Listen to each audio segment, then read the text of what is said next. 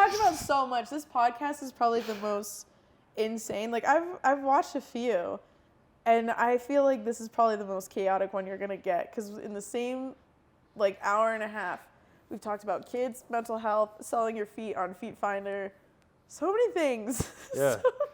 That's like, this is what I enjoy, because I like taking the routes and the conversations and the paths that it seems like, okay, this sounds interesting. Like, let's go see where this is at. Because like we all leave like little bits and pieces, and it's just like, I want to pick this up, and let's pick this up type of thing. And that's natural conversation. You Exactly. know, like I love podcasts that are specific, but I also like listening to the ones where it's genuine conversation. So I've done this a couple of times with these microphones, like in public. And the first time I recorded like out in nature for one of the videos that I was doing was like, I thought I was recording, but it wasn't recording. So I did like subtitles to the whole thing, because you just hear the wind like just gushing all over the place. And I was like, oh, this is brutal. And then I finally get it to work, and it's like night and day. Like the wind's all gone. Like everything's like back to normal. So nice, but also like traumatizing for you to be like, oh God, what did I just do? Well, that's the thing that I've like come to realize, and I feel like jiu-jitsu is kind of the same thing. Like the more you do, like you don't want to have like get in that same position that you once were in beforehand too. Oh, absolutely. So it's just like, what can I do to prevent that thing from happening again? Because I don't want to get in like an arm bar or a triangle or something like that. So I learned from those mistakes. There you go. And I feel like you've probably done the same thing yourself as well too. Oh yeah, especially like, you know, I was a white belt for 4 years, and I think like one of the hardest things for me to understand is you're going to make the same mistakes, but you really need to learn from them quickly. Otherwise, you are going to get submitted. And my coach, like, if you ever talk to him, he would tell you, like, now you got to bully Emma into making sure she doesn't make the same mistake twice. Because I'll go the same direction and then get subbed the exact same way. And my coach will look at me and be like, why did you do that? I'm like, I don't know. I thought it would work that time. So, you know, you really have to, like, reevaluate and be like, okay, I'm not going to do that this time. It is learning from your mistakes, but which kind of jiu-jitsu's like helped it translate to life stuff too, which is nice. Because have you noticed like improvement in your life since you started doing bowling then or anything like that? Oh yeah, for sure. Like just like the way that I think about regular life now is so different because of how I think about jiu-jitsu. You know, I very much was like that stubborn person where I'm like, nope, it's going to be this way. Like this is my plan. This is how it's going to go. And if it doesn't work like that, I'm not happy.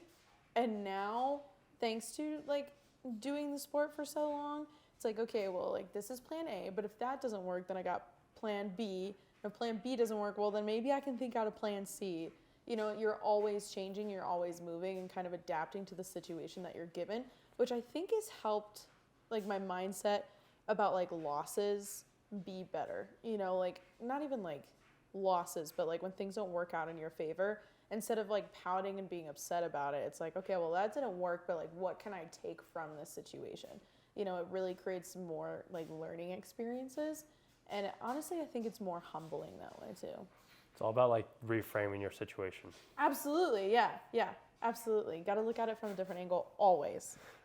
Exactly, because like if you look at it from the same angle all the time, it's gonna be like, well, what is this like? What is this type of thing? Yeah. But if I kind of rechange it and be like, okay, this wasn't necessarily a loss. This was just a lesson that was being taught, so that I don't have to go through the same experience again.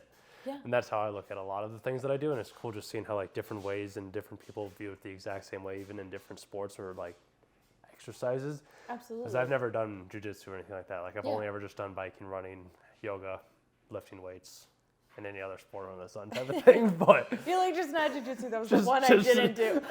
I couldn't do that in wrestling. My mom didn't want me like, I don't know what it was. Like I couldn't do football either. Like She any just want you, contact like, sport. straight jacked, you know? Basically, like it's just like I think it was actually more me.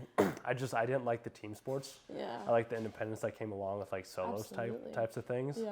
Because like it was me versus me, and I don't know if jiu-jitsu is the same way at all or not.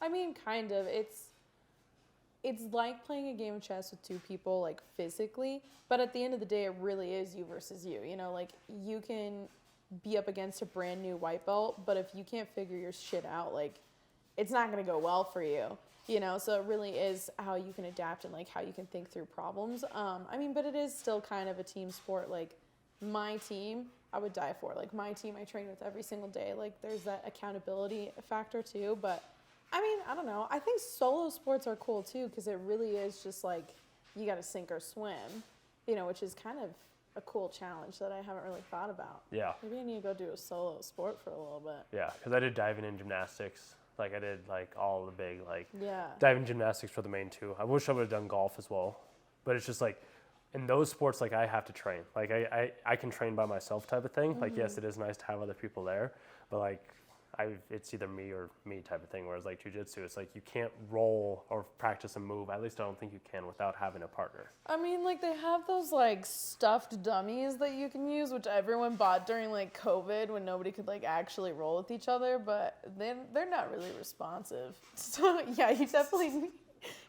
like need a second person, because I've used that dummy for kids class. I'm like, this is Bob. He doesn't respond when you pop his arm, so get after it. And the 6-year-old's looking at you like it's a doll. I'd be a little worried if Bob started moving. I'm like, yeah. There's like, oh my God, I forgot who it was. I think it was Cyborg. There's a jiu-jitsu doll, but it's like part mechanical. I don't even know. It's like a mannequin, but it's got all the bone mechanics and like tendon mechanics of like an actual human. But it's built for jiu-jitsu. And like the whole purpose of it is so you can like roll with it and like test like the braking mechanism of like, okay, like if I pulled this arm bar to where like I popped the elbow, what does it sound like? What does it feel like? And it's like the same thing. It's super weird, but it's on YouTube.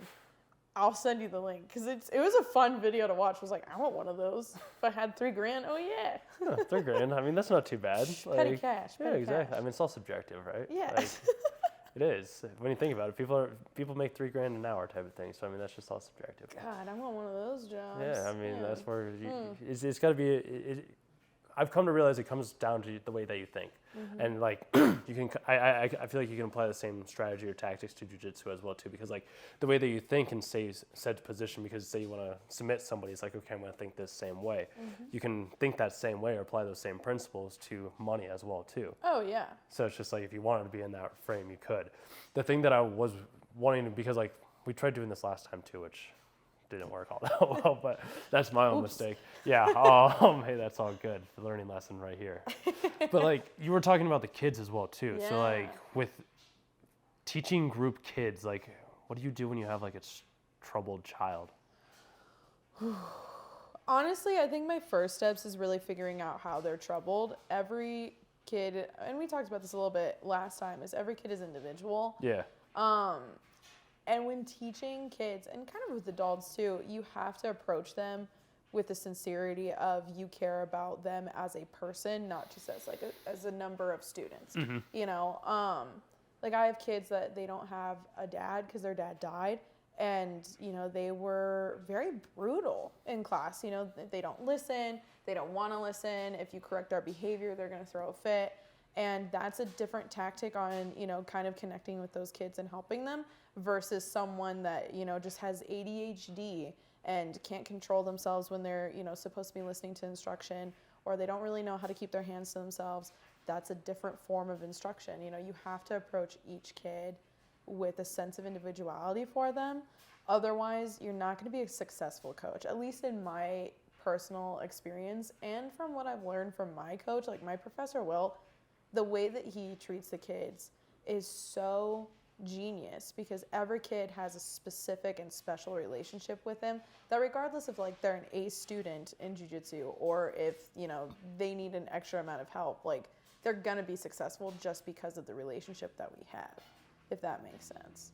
Is there a way to build that relationship with the kid? Yeah, absolutely. I mean, like, okay, so the kids that their dad died, like it was really hard. Like they were the hardest kids for me to connect with.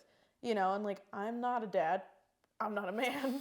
But it really came down to helping them find relationships with some of our other like coaches. Like we have Coach Zach who also helps with kids class, and he's an amazing purple belt. You know, he ended up kind of being that dad figure for those kids in class. And what it came down to was, you know, you can goof off with me, like I'm going to be the fun coach, but I'm also going to make you work. And then if you toe that line or if you step out of line and, you know, you throw a fit, or you get mad or you hurt your partner, you're going to deal with your dad and you're going to go to Coach Zach. You know, and it became, within a couple months, we saw some improvement, but after 6 months, it really became apparent that like we were getting good feedback from them. And their mom came to us and was talking to us about how they've just changed their perspective in like at home life too. You know, they're not having as many outbursts. The older brother was more like focused, more not coherent, but very present. versus he had kind of been very dismissive in class from the get-go. So I don't know, man. It's just, it really takes a kind and patient heart to connect with these kids. Even if they're not your favorite, you're still going to have a good relationship with them because they look up to you and they need you, so you're going to step in and do what you need to do to make it work. Is there certain things that you do when you do step in to make it work then? Yeah, sometimes it really depends on the kid too. Some of my older ones are kind of, they like to pretend that they're older than they actually are. Like they want to test those waters.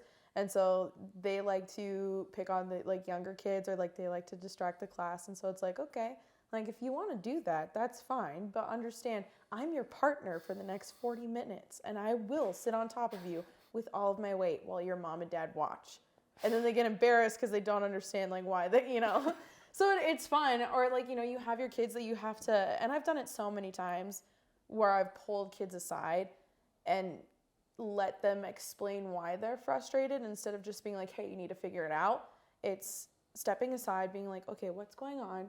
Did you have a bad day at school? Like, is it something that your siblings did? And sometimes it's just easy as like, their gi's uncomfortable. I can't tell you how many times I've tricked kids to being like, okay, we're going to go to the sidewalk and we're going to beat your gi on the ground. It's going to make it soft. It doesn't make a difference. I can promise you that. But it's like placebo effect because the kid sees that you recognize that they have a problem. They know that you understand that they're talking to them, so you're in a way fixing their issues for them, even if it is really just kind of playing pretend. And you're just walking through their issues with them, which I think a lot of kids need.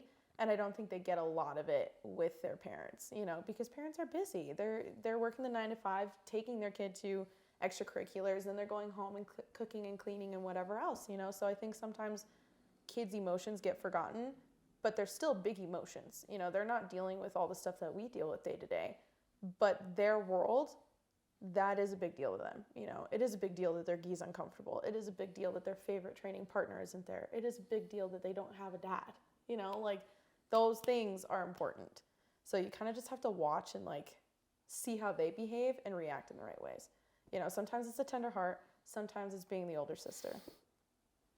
And there's no good way to know that other than just being in that specific place. Oh, absolutely. The first couple months that I was teaching kids class, I was like, I'm going to make this kid cry, aren't I? And then they would cry and I'm like, what do I do? I'm like, here you go. And I'd like hand the child back to the parent. I'm like, I'm so sorry. I'd be like, I didn't know he would cry. But you get better at it, and you start to see the little things that kind of get, pushed aside when they're in a big group. And so like, those are things that I look for, and I like being attentive with my kids because they deserve that respect from me, Yeah, no, it's interesting because like, I guess it's just hard to understand like because like when I was a kid, like I did gymnastics, like I did those sports.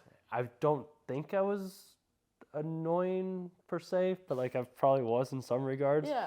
But it's also like, it's just hard, I guess, trying to find that balance between like what this kid needs versus what that kid doesn't need. Mm-hmm. At least that's what I would assume is kind of the problem. And then once you, I guess, start to build that relationship, it probably becomes a whole lot easier to start to recognize like, okay, this is what Jimmy needs, and this is what Sarah needs, whatever it may be. But like when it comes down to like you doing the coaching, because you have like, it's all group. Like there's always like 4 or 5 kids, I'm guessing there or something like that. Or is we have like 30 kids 30? in class. Yeah. And it's just you teaching that single class then? So there's usually 2 to 3 of us, depending on like what day it is. Mm-hmm. So I mean, there's 8 to 10 kids per coach. Yeah. So it can get hectic at times, but you have eyes on everyone. I figured out the places that I can and can't stand to make sure that I don't like miss a child behind me. Because like when it comes down to coaching, then is it you're just you tell them what to do, like you give them like how does it work for you doing the coaching? Yeah, it's the same way as our adults class. So you do your warm up, get everyone all heated up and everything because you don't want to exercise cold. And with kids class, it's really fun because we like to do like games or like we do certain things that it really is like a tiny circuit for them, but they don't even realize that they're doing exercise. And then we do instruction. Which is Coach Will and I will show people. Yeah, I was gonna say if you need to take the phone no, you're call, good. maybe It's get really like it's it's the group chat talking about jujitsu, and I'm like, I told them I was doing a podcast, so everyone's smack talking. Yeah, Emma had to leave last time. Yeah, I know. It's just the worst. I threatened people. I was like, if there's an emergency, I don't need to know till later.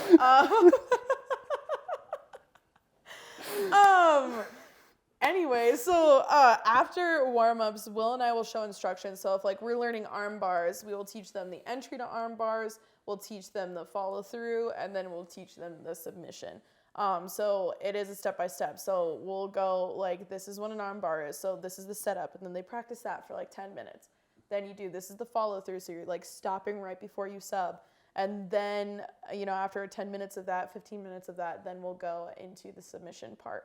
And during those times that they're practicing each, like the 3 or 4 setups of that move, we're walking around, we're coaching, we're correcting their posture, correcting their hand placement, whatever need be, or you're just walking around and correcting their behavior. Like this is the time that they're seeing their friends. So I get it. We're all goofballs.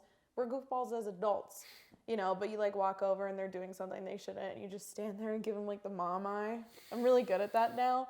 And my kids will like look up with the most innocent eyes, and I'm like, dang, I feel bad now. But also do what you're supposed to do, So I mean, it's fun coaching them and seeing how they take it and run. But that's pretty much how each class goes. And then if they're really well behaved, I'll play games with them. And then Fridays are free roll Fridays, so it's just games and fun, which they have to earn. And there's been times where they don't earn it, and then I'm the only one running class, and I'm like, well, looks like we're doing competition warm-ups. And they hate me for it, but what are you going to do, Because the difference between competition and games is what? It's competition warm-ups are difficult. They're hard, like regular warm-ups and games is like we're playing fun games with a giant ball where it's like you got to duck and you sprawl is what it's called. Like fun things that still gives them exercise, but they're not worn out. Competition warm-ups means you're going to keep pace with me. The older kids can do it for the most part, but then you like have the younger kids that are like, I'm never doing this again because I do not want to do competition warm-ups. And it's like, oh, well, look at you. You're learning. Versus the older kids now like it. So I've had to like rethink how like the punishments are coming through. And I'm just like, oh my God, I'm just going to have to put you in adults class. That's all that you're going to get, and then they're going to realize that they shouldn't have fooled around, but it's fine. Well, so like with those kids, like, are those like the all-star kids type of thing? Like, do you have any like kids that are like just like, okay, wow, this kid, like he gets it type of thing? Oh my gosh, yeah, I have kids like that. I have a couple. I mean, so like my older kids, they're both, I think they're 13, and then the oldest we have is turning 14, and they are hysterical, because they're starting to get adult humor, and it's really annoying because both of them are my height. And I'm 25, so they really think that they know something. But they're a lot of fun, and they both really do help with like new people. Them being my size, and then you pass them a 5-year-old, and you're like, hey, this is so-and-so. It's his first class. I need you to take care of him. And then you see this kid just playing with like basically a newborn puppy, and it's the cutest thing ever, and they do such a good job. And then I have a set of siblings. Actually, I have 2 sets of siblings, but one of them is a brother and sister. And oh my God, you can show them one move and only one time and they will get it. Like they no questions asked. They don't need to see it a second time. They will do it perfectly every single time. And they went out and did a competition and murked other kids. I was so proud. I was like screaming for them. I'm like, I'm not even their parents. But they did so good that every time I see them, I'm like, oh, it's going to be a good day, Which, every kid is an all-star in their own way. But seeing those kids that are so athletically gifted, but also just a different level of intelligence is so cool to see. And like those are the kids that I beg parents, like, listen, I don't know if you're going through a lot, like I don't know if you're busy with other kids or whatever you're doing. If they need a ride, I will come get them. I will rent a school bus and I will come get all of these kids. I need them here. And they do a really good job too on the back end. They set the standard. Other kids that maybe like do a really good job but have a hard time focusing see that, oh, well, this brother and sister can do it. I need to be like them, so they keep the class at a good level. And like when they're not there, it does become a little chaotic because you don't have people keeping the pace for everyone else. And it's just like, all right, well, this is going to take an extra 10 minutes, but I signed up for this, so it's fine, so it's a cool place to be in to see that. 'Cause have you ever thought, and if not, no worries, it's just things I'm always curious about, like what makes those kids excel so well and pick things up so quickly? Like, have you ever thought about that at all? I mean, I have. Like my mom was an elementary school teacher for 30 years. And so with that comes a lot of knowledge about like what really makes kids benefit and what doesn't. Which is why I think I have a good eye to see kids that have difficulties. But with those kids and like thinking about like what really makes them excel, I really do think it comes from the homes that they're in. You know, granted, like they can have a high IQ, they can be super intelligent. It could be parents putting in the extra work for, you know, extracurriculars and academics. But the kids that come from loving homes and supportive homes do the best.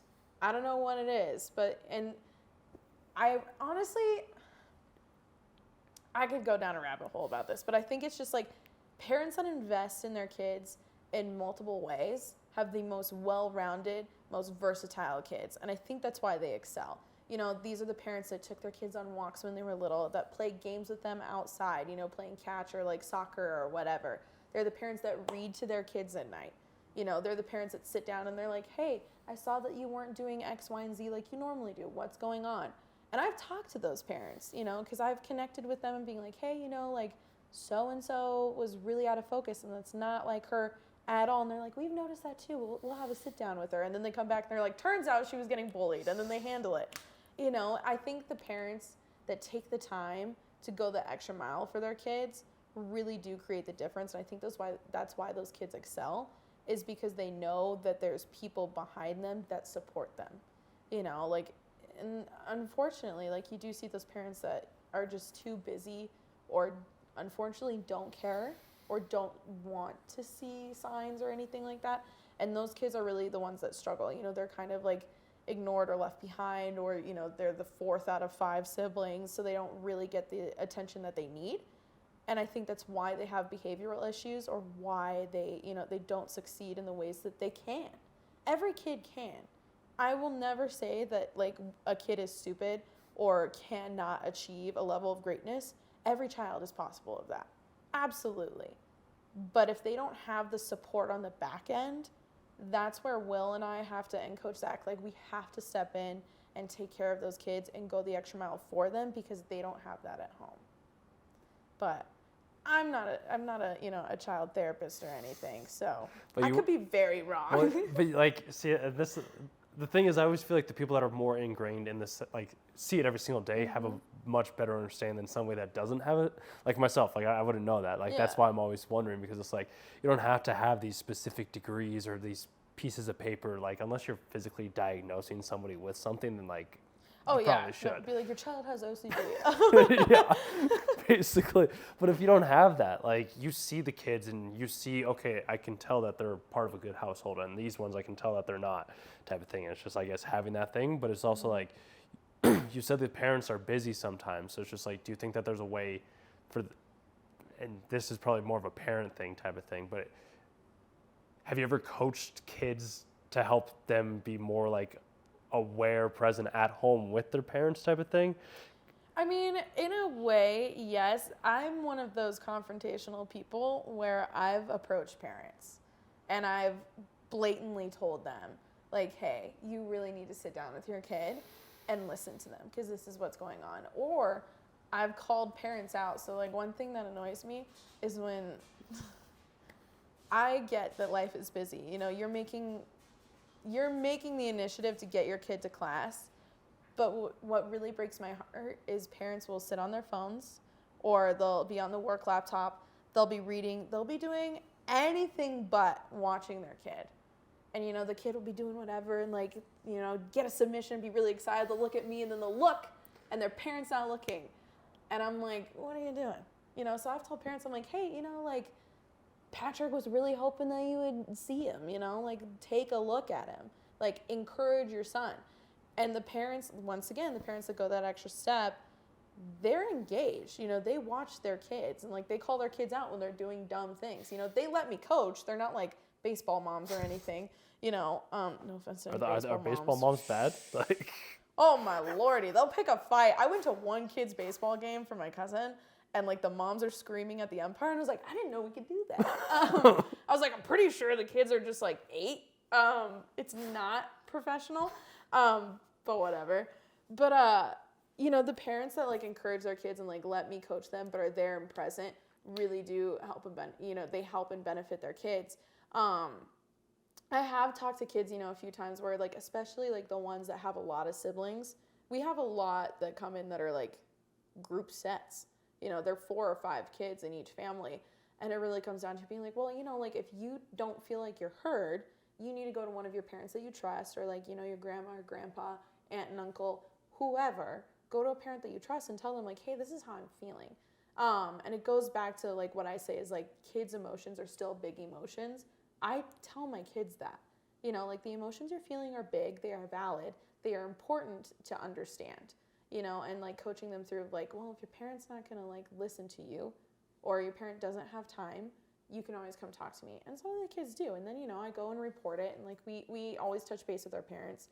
But it's a weird kind of like game that you have to play of being like, well, do I approach the parent first, or do I coach the kid on how to talk about their feelings in an open manner? Mm-hmm. So it really is up to the parent at that point of being like, you can either listen to your kid and work on it, or you can ignore your kid and then question why your kid stumbles or doesn't talk to you in 20 years. It really is on the parent at that point, which sucks. You know, there's only so much I can do, but I just care so deeply that I'll invest and I'll step on some toes if it means that my kid gets the best care possible once they leave my gym doors.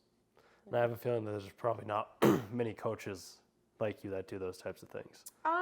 No, I mean, the thing is like I've met a lot of amazing gyms with a lot of amazing coaches, and like those are the people that I model my behavior after. Like I said, my Professor Will is absolutely amazing.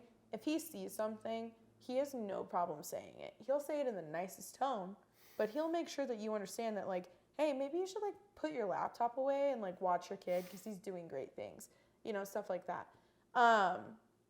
But there are plenty of gyms where you are a number, you know, they see the dollar sign, they can sell you the gym gi and the rash guard and make you only wear that. They don't remember your kid's name, and they keep a tally mark, and they're like, all right, well, you've been here 6 months, here's your next belt. You know, it really is a profit and a gain. There's no individuality, there's no care, there's no responsibility to have a connection with these kids, and that's what breaks my heart. You see that a lot with commercial gyms. So if a gym, you know, like, unfortunately, there's a lot of gyms that are corporations. You're going to find them across the United States by the hundreds of thousands. Those gyms really do not care. They're going to act like they do. They don't. And I can tell you that firsthand because those parents come to us and tell us what's wrong. And they're like, maybe you can fix my child's love for jiu-jitsu. We have adults that come to us from those kinds of gyms. And they're like, I thought I knew jiu-jitsu, but I also didn't like the fact that my professor doesn't remember my name. You know, so it trickles down.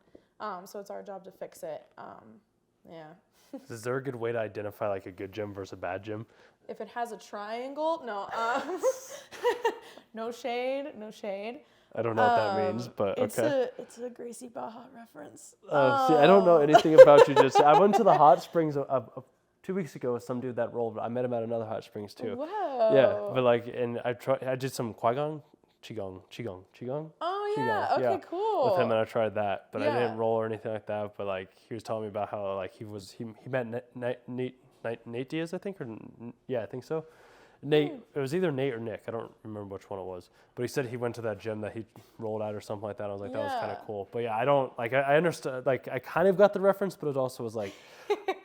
Yeah, I mean, the best way to look for bad gyms is really like, it's far and few between. But one, Google your professors. Mm-hmm. I'm not saying that they need to come from great lineage or anything like that. There's amazing people out there that like randomly trained, and now that they're a black belt, they have their own gym. You know, that can turn out great. It really doesn't matter about lineage. Like people that say they're connected to like a Gracie or, you know, a Lovato or whatever, it's like, okay, cool. But you're like the 100th black belt underneath him. That's not great lineage, so it doesn't really matter anyway. But Googling your professors is important. because I just ran into this problem the other day. Professors like to abuse their power of being a black belt and love to make women uncomfortable. Or worse, make kids uncomfortable. And also, I'm sorry, if your gym isn't offering kids classes, I would question why. They're probably not allowed around kids, but people don't think about that. And we've had plenty of people come to our gym or like come to me and like the other gyms that I'm friends with. And they're like, hey, like this happened to me. I'm looking for a new gym. Can you help me find a good one? And it's like, well, yeah, I know plenty of good ones.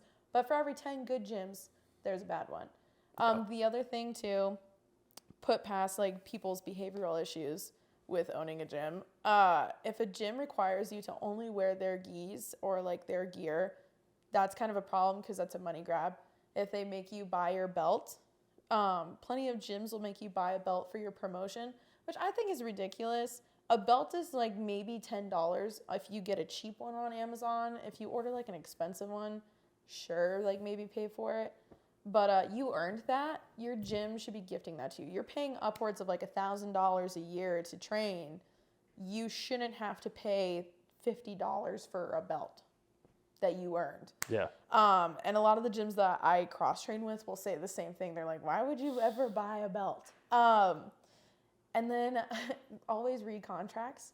I think if a gym is kind of pushing like, hey, you've only been here 3 days. Do you want to sign up? It's a year-long contract. Oh, by the way, if you do the family plan, you basically get one kid free. That's terrible. That is just bad business. That's them looking at you like a profit. They're not there to invest in your journey. They're there to make sure that they get a paycheck. And that's all it is. And it's very unfortunate because I think the jiu-jitsu world is very saturated with gyms like that, which breaks my heart because a lot of people, my journey was like that where, you kind of get lost looking for a gym to call home, but you're kind of bewildered because you don't really understand what a good gym looks like because you've all these gyms trying to just get money from you because that's all that matters to them. They don't care about why you're training. They don't care when you train. They don't care if you're late every day or whatever.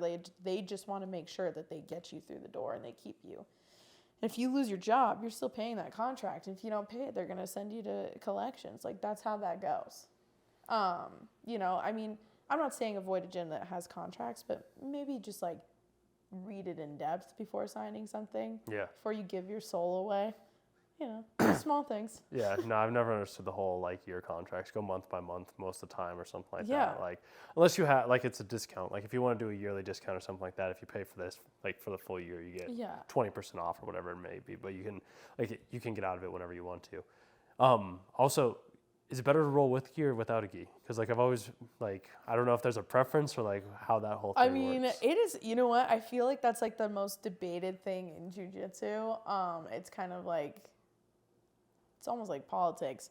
I like Sorry, no sore gi. subject. Yeah, really. Because jiu-jitsu was traditionally in gi. That's what you wore. Mm-hmm. And so there's cool things to do with gi. I absolutely love gi. My first gym was traditionally just gi. And then there was one no gi night. You can get sleazy with a gi because you can tie people up, rope them into their own, choke them out with your lapel, all that stuff. Mm-hmm. It's a good time. It does not make it easy to get out of things, because you're basically wearing a towel with a belt tied around your middle. Mm-hmm. There's so many other grabbing points because you can hold on, which is cool. I like it because I feel like I can abuse a little bit more of my power there. I don't like it because it keeps me from escaping. I like no-gi because no-gi you're wearing the tight rash guard, the tight shorts and the tight leggings, whatever. You get sweaty, you become like a salamander. You're just slippery. And you can get out of things. And with no-gi, you can grab the joints, you can grab the wrists, grab their body, but you can't grab their shirt or anything. So you really lose a lot of your grips that you can manipulate in gi. So it makes it easier to escape. I personally like no-gi. I like the no-gi wear that I have. I also just like that no-gi is also very more unorthodox in certain moves. It's adjusted for the fact that you don't have grips anymore like you would have in gi, but I respect gi, teammates. I respect people that just train in gi because that really is holding fast to what jujitsu was and what jujitsu is, you know, and there's a beautiful art to gi. Like the way that some people just tie someone up with their own like lapel is hysterical to me, but also like really entertaining. I'm like, yeah, choke him out with his own gi. It's the worst. But it's embarrassing when it happens to you. You're like, you really just took my clothes off and choked me with it. It's embarrassing, but it's fun. So I don't really like, I have nothing against either one. I like no-gi personally, but it is a huge debate. There's plenty of people that'll be like, oh, I'm strictly no-gi. Like if you're a 10th Planet person, I know plenty of 10th Planet people that don't even own a gi. So when they get promoted, they're just like the weird, like awkward belt around the middle. Kind of like what happened to me is like you don't have a gi on, so you just tie it around your waist, so you look silly. But it's kind of funny. But I'm like, you don't even have a gi to wear your belt with for like anything professional looking. But it is what it is. You know, you do you. Yeah. Yeah. I feel like it's more, I just feel like no-gi is more realistic to life. Like if something was to happen, like it's just like, I feel like you have more, like you're better prepared without like rolling with a gi compared to rolling with a gi type of thing. Absolutely. Well, and so like we do this thing at my gym, which is funny because we did it like 3 times and we saw another gym in Colorado like copy our idea and it was like, we're growing. It's called Black Tie Prom. So we go to Goodwill and we buy a bunch of like cheap ass clothes and we, you know, wash them and then we bring them to the gym and everyone gets dressed up. And like the whole thing is, you know, you wear your no-gi clothes underneath, but the whole thing is to learn like, all right, if I was in a regular situation, you're wearing, you know, a blazer and a weird skirt for some reason, I'm going to rip that and I'm going to like hold on to these things. So it's really fun because you get to naturally learn like, well, what would you do in like a regular situation if somebody just approached you in a sweatshirt and jeans, which I think is really cool, you know, that we get to do that. No-gi pretty much pertains to like normal life. I would say that gi's kind of the same way too, though. Like, I'm gonna like look for the same grips that I get in gi. Like, if you're wearing a sweatshirt or like a long sleeve shirt, I'm gonna pull your sleeves down over your hands, which you can do in gi. If you're wearing a belt, I'm gonna throw you over with your belt, just like you do in gi. It's versatile, but I think a lot of people would say that no gi is very much like normal life. Yeah, So. and I guess like there's probably never a time when you actually be putting yourself in a position where you would be doing that in normal life. I would hope not. Like, I mean, I would hope that's not. the hope at least. Yeah, like, no. Yeah. Mm-mm. Well, I mean, and it's crazy too because I just read an article. So this company that I work with, they're called Fuel Hunt. They're a fightwear. Oh my God, they're a fightwear company. They're amazing. They had one of their customers was like on the subway, and a dude came after him with a katana, and he ended up using his jujitsu to bring this dude down, and then like choked him out and subdued him. Like took his katana away and everything. Like went to the hospital, but with like minor cuts and bruises. Beat the ever living crap out of this guy with a katana, and like lived to tell the tale. And the whole reason that Fuel Hunt like posted about it is because he was like wearing one of their shirts. But I'm like, dude, can you imagine being that guy? Like just being like he's probably like a blue belt, purple belt. He's just chilling on the subway. And then a dude with a katana runs out. You're like, I've been living for this moment. Like, I've been training for this. It's the past 10 years of my life. Absolutely, dude. And you're like, moment. I wish I had my gi. Like, no, you're just going to go right into it. And the funnier part about that is, like, I feel bad for the guy with the katana. Like, he really had a plan. He was going to play some, like, real-life Fruit Ninja with that dude's head. And then he just wakes up in the hospital with cops. And they're like, oh, yeah, he choked you out. Like, can you imagine the embarrassment with that? Like, none of your friends are going to let you live that down once you get out of jail. I mean, homeboy probably didn't have friends. He's going on a subway, like, with a katana. I would hope that his friend would be like, nah, man, just go work at Kmart. Like, yeah, exactly. Like, bro, chill with the katana for a minute. Like, dude, stay in your backyard and clean up your bottles or whatever it's not that serious. Get on food. I don't know. Like, come on, bro. But, yeah, it does happen. You know, I'm hoping that I never have to use my jujitsu for that. But if one day I need to, like, I'm going to give it everything. You know, I'm only 125 pounds and I'm 5'3". Like, anyone could really take me. But I'm going to give you all that I have before I let you, like, hurt me. Yeah. You know? So I was wondering about that, too. Like, being a woman in jujitsu, is that, like, how is that? Oh, my God. Love talking about this. It's a give and take. I think it really depends on the gym setting that you're in, the people that you surround yourself with. But in general, it is it's a very isolating experience. You know, I am very thankful my gym just started getting girls in it. But 9 times out of 10, I'm the only girl in class, you know, which is fine. I love my brothers in jiu-jitsu. They're absolutely amazing. And every single man in my gym has been more than respectful. And I know for a fact, like, if anyone was ever creepy with me in my gym, I'd be like, yeah, kill this dude. And they would. They'd beat him up for sure. You know, and then they make him cry about it, like the katana dude. But it's still isolating, though, because, you know, you don't have a lot of women that do this sport. And it's difficult because I think a lot of new men into jiu-jitsu don't want to roll with women because they think, like, they're going to hurt us. Or they think, like, oh, well, I'm going to get an easy roll because you're a girl. And then you beat the crap out of them, to which they get upset, and then they kick it into a gear where they actually end up hurting you because they lose control, you know, because they don't want to lose to a girl. Tough shit, man. That's the world. You know, there's plenty of women that are up and coming and everything. Like, you're going to lose to us. But instead of being like, oh, well, like, I don't want to get beat by a girl, be like, well, I don't want to get beat by a blue belt. I'm a blue belt. I'm going to beat you. I'm going to beat you if it's your trial day. You don't have anything to prove, all right? You're not going to be impressive, but whatever. I could go on a tangent about that. By all means. And the other side of it, too, is, like, it does get very sexist. You know, like, you have people that don't train. They, like, see me post, like, my DMs are disgusting. They are so gross. But you have people that have never trained jiu-jitsu in their life.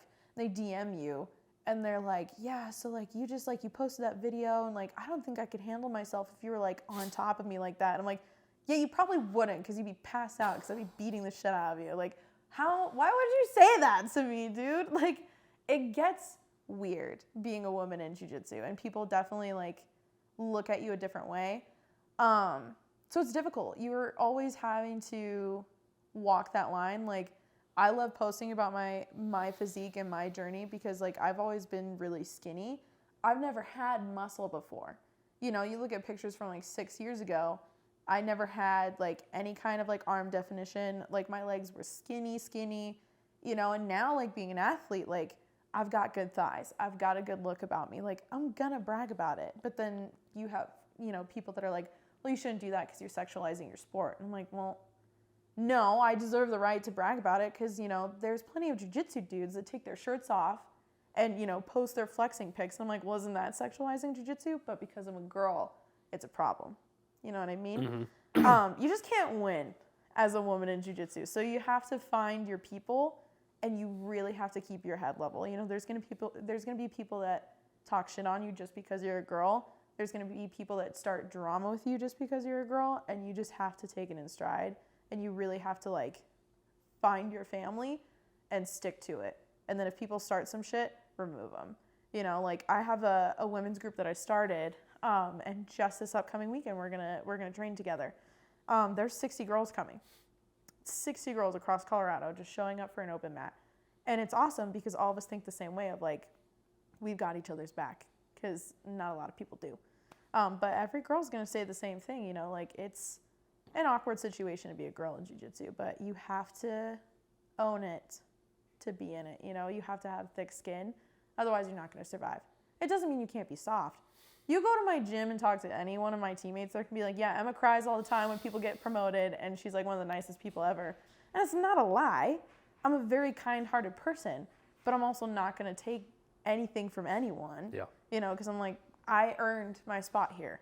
And all my other girls are my spot here. And I think the women now that are training are also setting up the girls training for success. You know, my 9-year-old and my 10-year-old girl that are training, I do it for them so they have an example of, like, what a strong woman looks like. You know, and they don't take anything from their kids and, like, the other kids in their class. Like, the boys will pick on them, and then they go and beat them up. And it's the best feeling ever because I'm like, yeah, man, look at you with your little pigtails and your pink gi. Kill them. Do it. Live your dream. And it's really cool to see, but it does get difficult as a girl in jiu-jitsu, but you gotta roll with the tide, because otherwise you're gonna drown. Yeah. Yeah, no, that's true. So I can only just imagine, like, I mean, I can only imagine, but I also can't really imagine because, like, I'm not a female type of thing. So it's like I can't really physically put myself, but it's just like, I could only just like kind of be like, okay, yeah, I could see how, like, because dudes are weird. Like we get weird. Like not all of us. Some of us are good. Some of us are good. And the thing is like it sounds so polarized. Most men are super respectful, and like the jiu-jitsu community of men, 9 times out of 10 is super respectful, you know, because like they understand like this sport is not hot. If you want a hot sport, go watch women's volleyball. Those women are so fit and so gorgeous, and then they're like playing in bikinis. Like if you want to go watch something like that, do it. I'm not saying sexualize women's volleyball. Absolutely not. I wasn't getting that at all. But I felt that as soon as I came out about that. I was like, time out. I was like, women's athletes. I was like, ooh. Just don't sexualize women in sports. That's the key. But jiu-jitsu is gross. Like, you're taking your socks and shoes off. Like, your feet are nasty. You get done rolling for 2 hours and you're sweaty. You smell like other people's BO. Your hair is not in the ponytail that you put it in hours ago. Your makeup, if you did wear makeup, is just sweating off. It's not a good look for anybody. You know, like, it's a thing, like, jiu-jitsu people tell you, like, swamp ass. That's a thing. Like, you're just nasty all the way around. But men will find a way to make it sexual and weird. And I'm like, at this point, I should just start selling rash guards. Like, if you're going to be weird about it, buy my sweaty rash guard for $50, and then I'll just call it a day. Why only 50? You could do 500. That's, you know what? You got a fair point. Like, why stop at 50, if I'm going to buy the nice stuff, then you're paying for the nice stuff. That's why, like, I mean, if they're so obsessed, you're wondering how to make an extra $3K an hour. Like, hey, you know, like. Yeah, well, and then, like, I think we also do it to ourselves, too, because, like, I know girls, and more power to them, like kind of like the rash guard thing, more power to them, where like they have an OnlyFans, but they center it around jiu-jitsu, but then like we go and complain that we get this unwanted attention, and I'm just like, it sucks, because I'm like, well, if your OnlyFans link is posted in the bio, now we've got a problem, because I'll defend you till the day we die if someone's getting weird with you, but I'm also just like, where do we keep the line? You know, but it's the same thing for me posting, like, my photos for my physique. Like, I'm not doing it to get anything out of anyone. I'm doing it because I'm proud of who I am, but people are going to be creepy about it. The DMs are nasty. They're so gross. And then you have people that, like, come from other gyms or, like, once again, they're professors or they're coaches, and they have, like, girlfriends or they have wives with kids, and they'll just be liking every single photo. They'll be up in your DMs, liking your story. And I was like, what are you trying to get at? Like, I see you. I know what you're doing. I can't tell you how many screenshots I've sent of nasty DMs to girlfriends and wives because I'm like, hey, sorry, but this is a problem.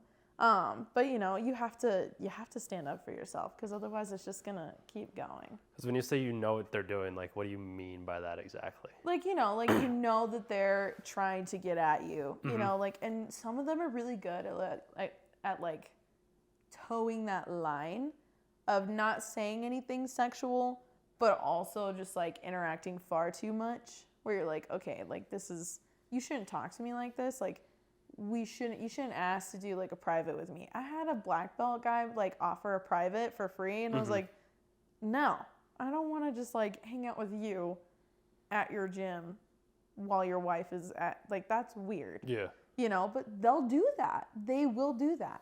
You know, and it's like, do you really think that you're sneaky? Because, like, you're not openly saying it, but it's also uncomfortable. Like, you wouldn't do this for any of your guys. Yeah. You know?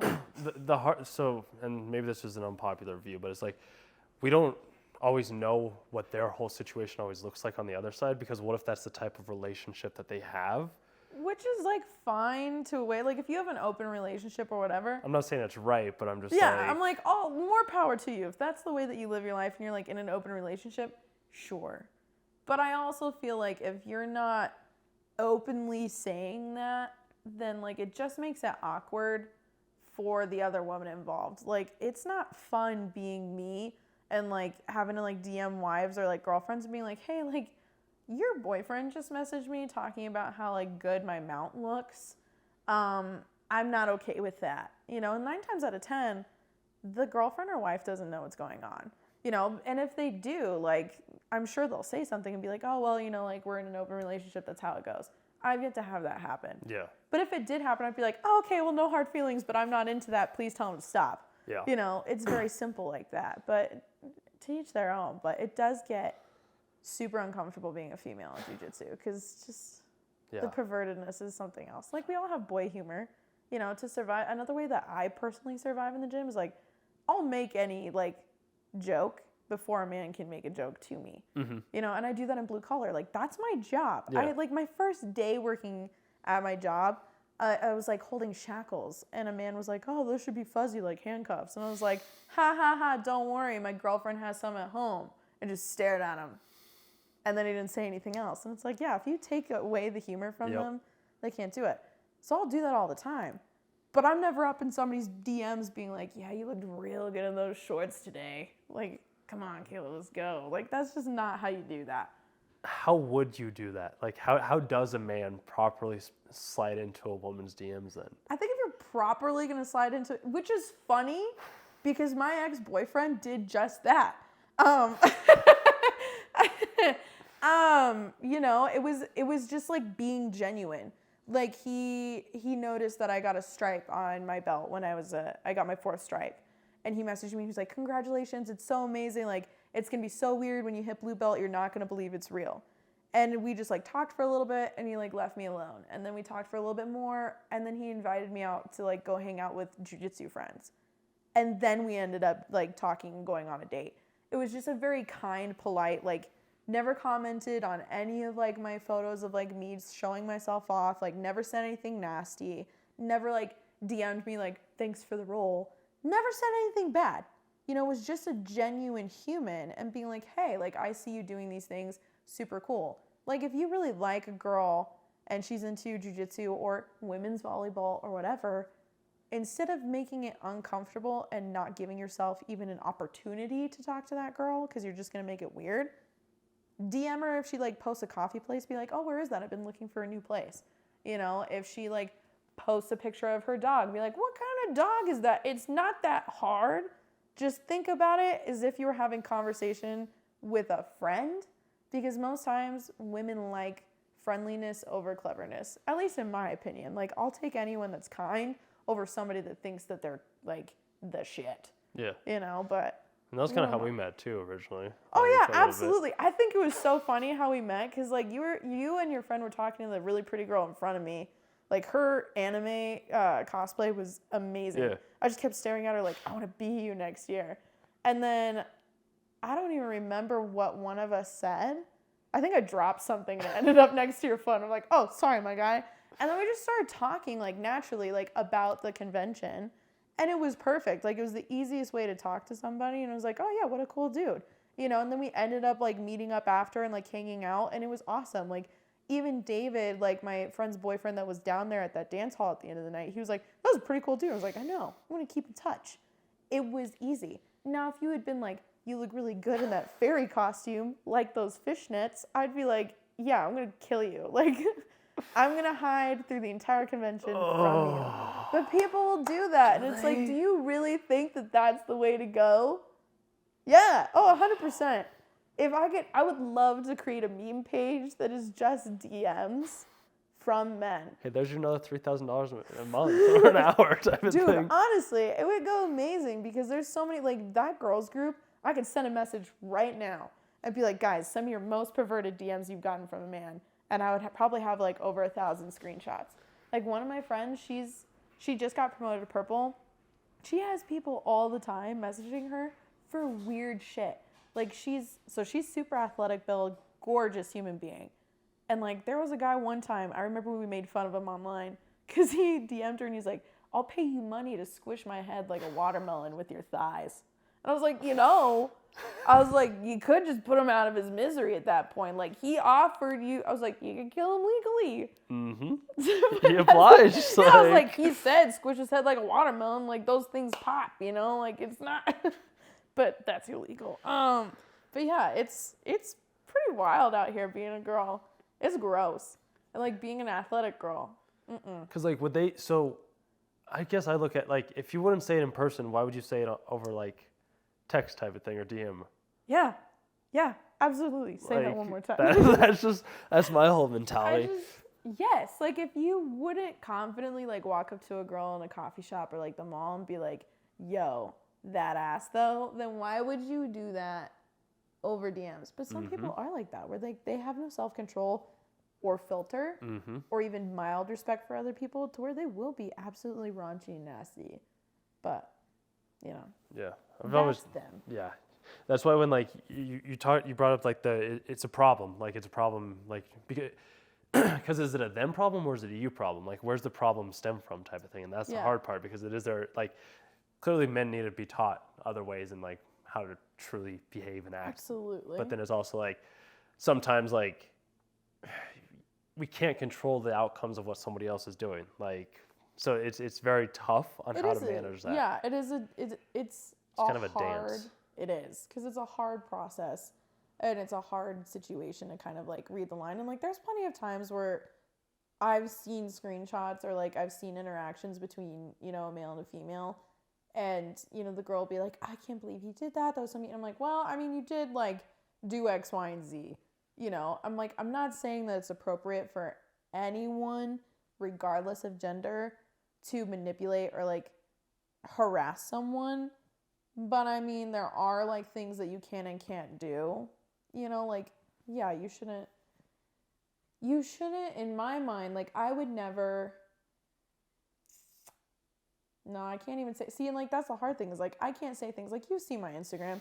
People will see my Instagram and be like, well, you have your boudoir photo shoots up. And I'm like, well, yeah, but that's because my friend that does that for a living, I paid her to do that. I promoted her business. That doesn't give you the right to just DM me and be like, those tits though.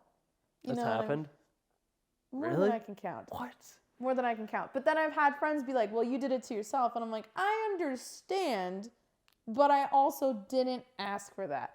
Like, you could be like, wow, you're looking super healthy. And you'd be like, oh my God, thank you. When you DM me and you're like, those tits though, I'm like, where's your mother? Like, what? There's ways to say things.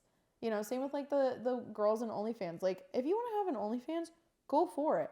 People already see your social media. They know you're attractive. Live for it. Yeah. I think it's a bad idea, regardless of whatever sport you're doing, or like even if you're an artist or whatever. Relating your hobbies to that, I think, is towing a line, especially in the jiu-jitsu community, because it's like, now you're teaching people that don't know the culture that it's appropriate to sexualize this. It's not okay. You know, like if I'm wearing my gi or like my no gi stuff and it's short and like my butt cheeks are hanging out, like I'd rather you tell me instead of like checking me out, which like plenty of people will do. Like my girls have my back like that. Like we all do that.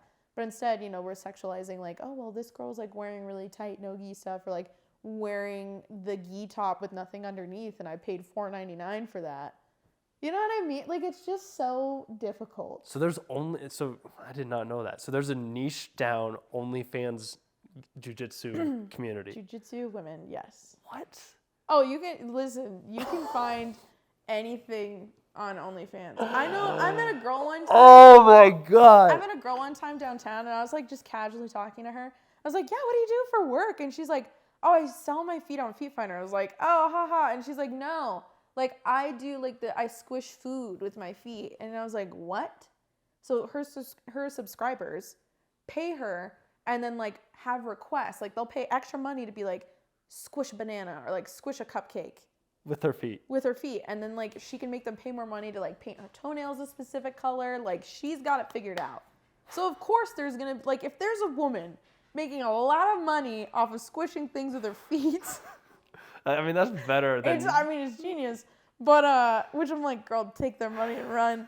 So if there's going to be that, then there's definitely women, like, doing the jiu-jitsu, like, thing. Which is, like, okay, cool. Like, good for you. But at the same time, like, I think it's a bad idea. Yeah. Because in the same context you complain, we all complain about the harassment that we get from people that is so unsolicited. It's also like me personally, it's like I wouldn't want to be necessarily dating. Like maybe I would, but it's also like I think it would just depend. But like if 100 other people had saw like my girlfriend or wife naked or whatever it is, it's kind of like yeah. But then if it was like this is where it's a little weird because it's like if it was us together, it's a little bit different. But it's like if it's just her out there doing her thing and I don't know. It's strange. Like it's weird. I think my view on that changed because I was the same way where I was like, well, I'm not gonna post myself that way. And it was very much like when I wasn't as confident. And ironically enough, it's when I started filming bodybuilders that I was like, oh, I see why people do this now. One, it's a bragging right for yourself of being like, yeah, I look this hot. And like, fun fact, you can't touch it, but he can. You know, and like talking to those like husbands and boyfriends that like have those really like beautiful women that do post like their physique photos, you know, they're in their bikini pictures, that, you know, the thong and tight little bra, like whatever. They understand like, yeah, like a bunch of people are seeing this, but at the same time, like all these people want this, but I have it. It's like having the Ferrari parked in a lot of Hondas. Like that's your fucking Ferrari, man. Like good for you. Yeah. Everybody's gonna watch you drive that home. You know, everybody's gonna want to ride, but you're the only one that has the keys. Exactly. You know, so like you have to like. I see that side because I've been on that side before, where it's like, all right, a mutual respect, and like every time that I've dated somebody, I bring that down. You know, like I'm not posting as much because like I do want to like keep a lot of myself for my partner. But I'm still going to post myself because I deserve to be proud of myself. Like, I deserve to post that. But I've never sold my stuff. You know what I mean? Like, there's a line. Yeah. That depends on, like, whoever you're dating. But I'm one of those people where I'm like, I'm a fucking Ferrari. Brag about it, you know? And is it whoever you're dating, or is it just, like, the situation? Or is it the other like, I feel like it's more comes down to, like, is the other person comfortable with you doing that type of thing? Yeah, which I've had both. You know, I've had both people that are like, well, I don't like watch you doing that. You know, so it's like, okay, well, where can we meet in the middle? Because I'm still wanting to document my progress. So, like, what is the line for you? And then I've had the other side of the fence where they're like, post more. It's amazing. Yeah. You know, they're like, you look so good. Like, brag about it. You know, and it goes back to the thing of, like, everyone gets that sense of jealousy because they're like, oh, cool. Like, that's your girlfriend? She's freaking hot. And then they can sit back and be like, I know. I think it depends, like, mostly on the partner because, like, I've had that. But most of the time I'll still dial back just because I'm like, I'm just going to send it to them because it's more fun. Yeah. You know, but see, there I feel like it is more fun. Like, I always enjoy just getting photos from her directly, like, when I was dating. But, like, because when it's online, it's just, there's a different connection when it's just coming directly to you compared to, like, being online type of thing. Absolutely. Like, when I'm, like, in a relationship, I'll, like, still post, like, especially, like, if there's an agreement, like, yeah, I don't care if you post that. I'll still post my physique photos, like, but obviously, like, there's stuff that I'm not going to because that's for my partner. But when you have an OnlyFans, it's a little bit different. Like, I'll never have an OnlyFans. I'll, like, post myself on Instagram because I want people to see the progress that I made. But I'm not gonna, no. Yeah.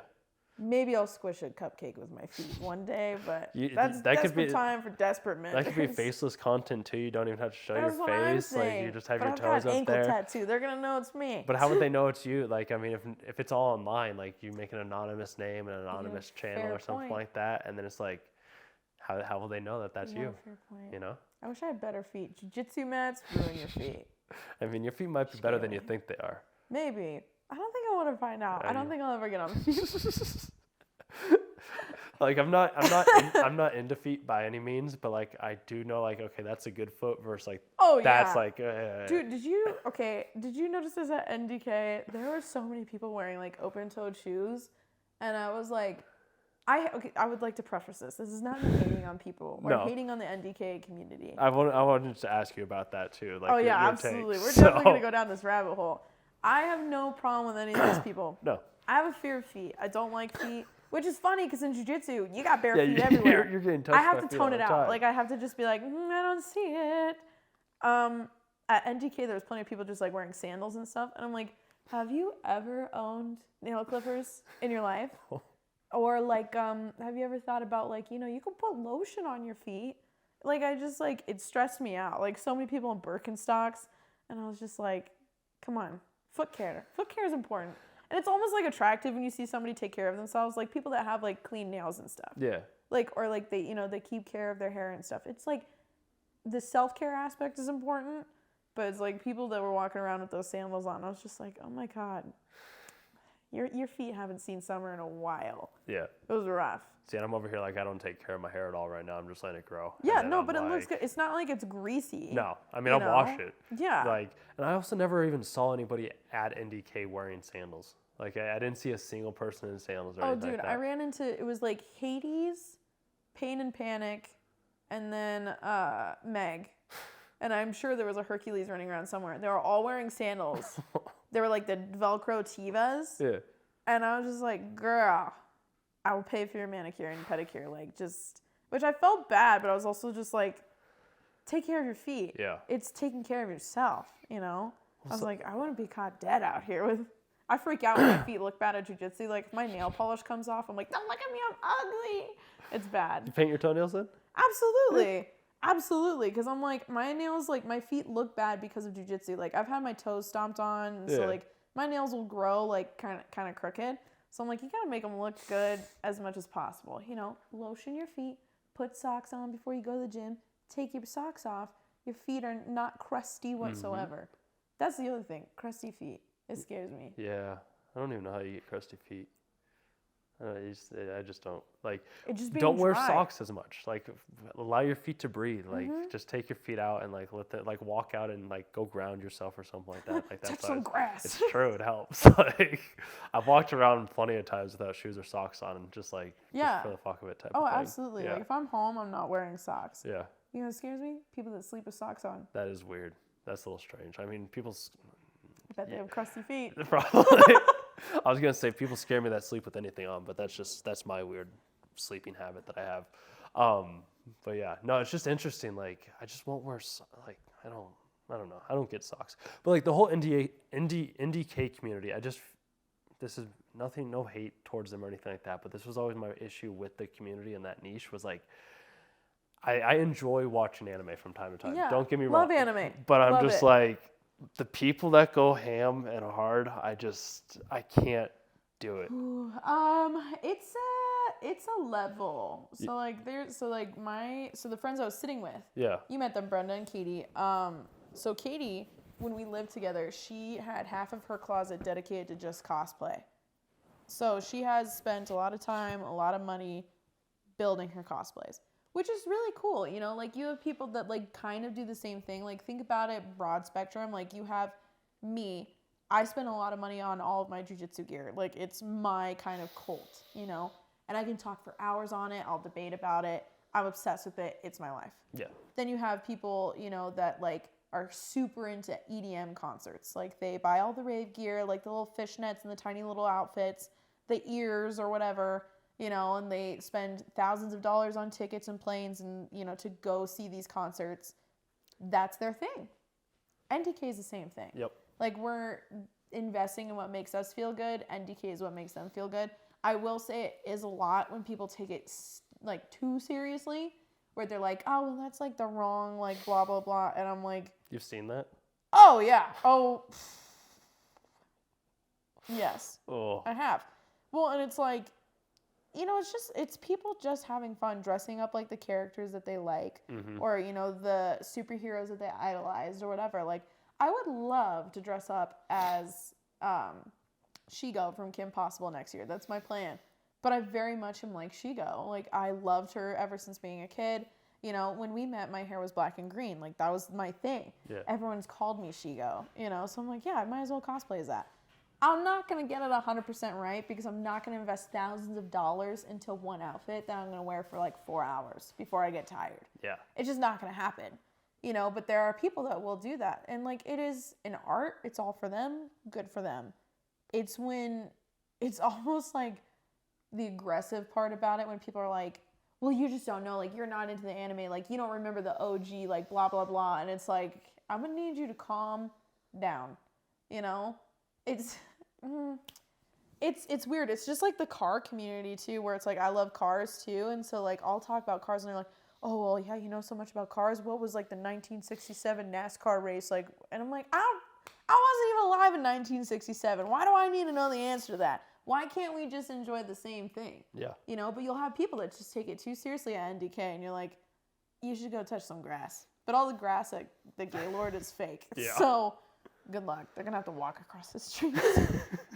Go to DIA. Just get on a plane and fucking leave. Just go somewhere else. Like, Go to you're stressing me out, and this is a resort. It's supposed to be relaxing right now. Thank you very much. Yep. I'm like, this is too much. Like, the people that, like, with the AMVs or, like, yeah, the AMVs where they're, like, creating the music videos and stuff, there was people behind us. So, you know, like, you were in front of us, and then we were behind you. There were 2 rows behind us, and I could hear them just talking shit on all the videos. And I was like, these are people that are here that just, like, wanted to create something, that wanted to have fun, and you're being mean about it. Like, yeah, it's not great, but we could be nice. You know, you don't have to take everything so seriously. But some people are just born like that, where they just don't have any kindness in their heart whatsoever. Yeah. They got to complain about something. And those are the people that you just stay away from. Yep. It makes me sad thinking that people live that way. I'm just like... Oh, yeah, dude. I was that way. Like, that was me, because that was my entire childhood was just complain. Like, must be nice, you know? Which, like, I'll catch myself saying it, but and it goes back to jiu-jitsu, where, like, I've reevaluated what's important to me 1,000 times over, to where I don't get upset at other people winning. Yeah. You know, and, like, you have to find the happiness in your own life. Like, look at what's happened with me personally. Like, we're sitting here laughing, having a good time, and you know what's gone on in my life recently. But if I sit and I pout and I complain, my life is not going to be what I want it to be. You have to create your own happiness. And that sounds so cliche. It's not. And it's not. Like, I'm a depressed person. Like, I get it. There's a reason I'm in jiu-jitsu. Like, it is for my mental health 100%. That is the reason I am there. But I also have to refocus my thought process every day, because I've been those negative people before. And if I go back into that, I'm there forever. Like, I'm not going to come back out of that hole. So it does make me really sad for people like that, because I know what it's like to live that life. And it's so tiring. Like, aren't you people tired? Like, don't you just want to, like, go sniff some flowers?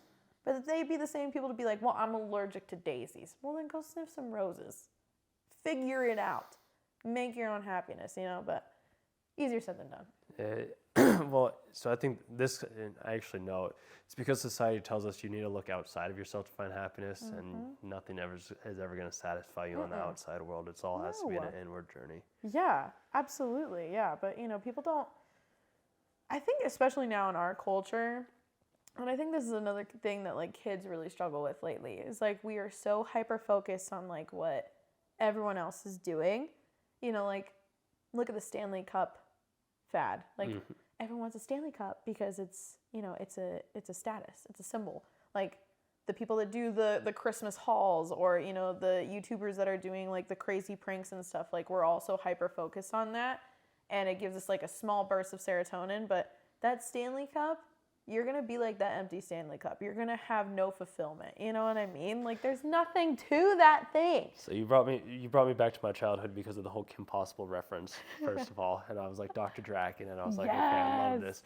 But I was more of like Ron and Kim, and it's just, I loved it. But I love them. It was fantastic. You just reminded me of Cars, like how Doc Hudson is just like, it's just an empty cup. Yes, absolutely. People miss that Disney reference. Thank you. Where it really is like, cool, you set out and you're like, well, as soon as I get to this, or like as soon as I win this, or as soon as I move out and buy my own home, or I get this promotion, like, I'll be so satisfied. I can't tell you how many times I've gotten to where I wanted to be, and I've been like, this is the absolute worst thing on the planet, and I don't like it at all. You know, but it was because I was trying to find fulfillment and joy in other things, and I was relying on other people. And, you know, I think just in the time that we've known each other, like since September, I've really dove deep into like my therapy and like what I need to do for myself.